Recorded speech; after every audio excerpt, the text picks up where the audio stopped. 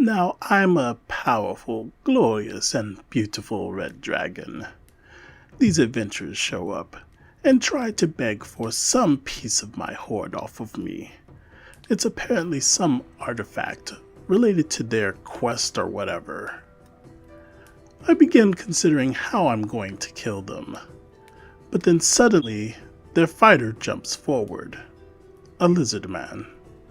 He starts singing ode to my glory and power, and I think I might have to let this one live. He declares me to be the righteous avatar of Timath, master of the world. Begs to know how he and his band of minions can serve me. I'm mildly amused. I send them to go kill off a black dragon that I thought he could move into my territory. Even if they fail, they'll probably weaken him enough that I can handily destroy him. They come back. The fighter brings back the black dragon's heart and skull back and offers them up to me as a tribute to my majesty. I accept, naturally, and I am now amused and pleasantly surprised, and I'm in a good mood. I give them their little trinket that they wanted in exchange for a percentage of the black dragon's hoard. They leave, and Lizardman promises to return. That's the last I'll see of... Look who's back after 3 months later. He offers the entirety of his adventuring haul as tribute. I say okay. I pick through it, and I take most of his gold and gems, and I'll bequeath him a few weapons and magic artifacts that look like they could be of some use to him. He thanks me and vows to return. Really, he keeps coming back 2 or 3 times a year, bringing large amounts of treasure each and every time. I accept it every single time. I start picking out a piece or 2 from my hoard to gift to him. If his latest haul doesn't really have anything that would be useful for him, my hoard is expanding to a satisfying degree. One time, he comes back unexpectedly. Apparently, he's about to face down some evil archmage with the rest of his party. Dangerous, and not likely to return, or whatever. He came to give me my tithe of his latest loot. He apologizes and asks me not to mourn for him if he doesn't return, or he dies in battle in my name.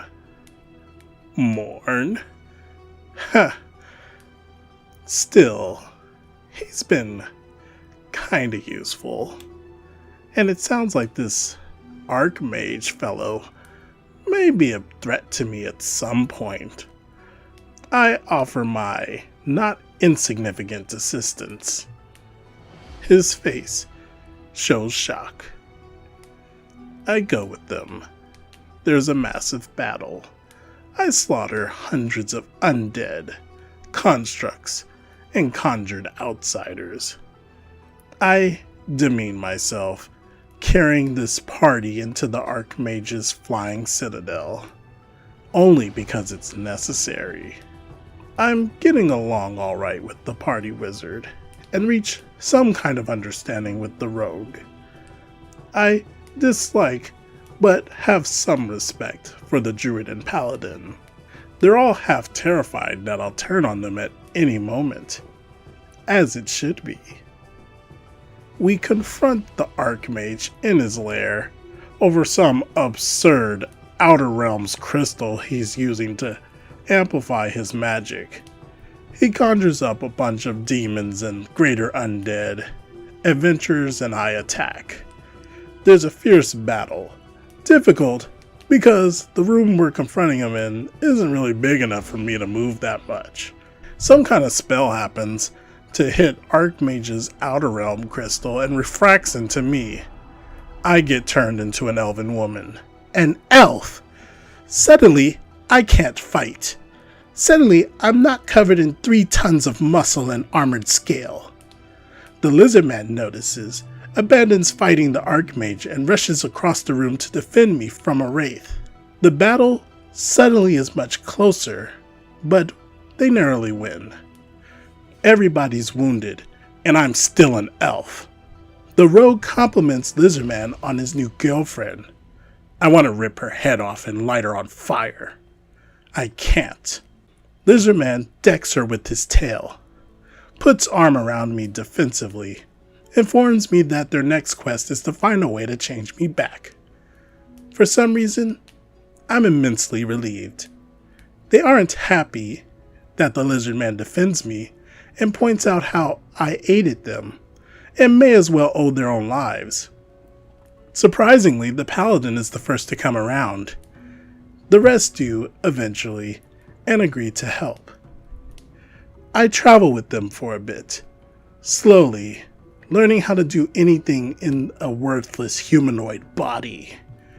Suddenly, I respect humanoids for managing to be able to do the things they do in these horrible bodies. I start studying magic with the party wizard. I'm still mentally a dragon, so I learn very quickly. I argue religion and philosophy with the paladin and druid, discuss the relative wealth and merits of different forms of valuables with the rogue, and also traps and how to protect said wealth, and doing other things with the Lizardman. I adventure with them, and finally manage to get my form back. Some bizarre side effect. I can still assume elven form if I want. Could be useful, but important things to do. I fly back to my lair, study magic day and night. I have to be ready in time. The Lizardman visits, brings his usual treasure, and begs for my favor, and sings my praise. Oh, you'll get my favor. I give him what he deserves. I polymorph him into a red dragon, a few decades younger than me, just in case. I demand that he pay me proper tribute now that he is able. He obeys with his usual enthusiasm. When I heard about this story, I knew I had to read it. It's such a nice tale, a tsundere dragon that grows to like a party. I could definitely see a campaign playing out like that. Well, what was your favorite part? And let me know your thoughts below.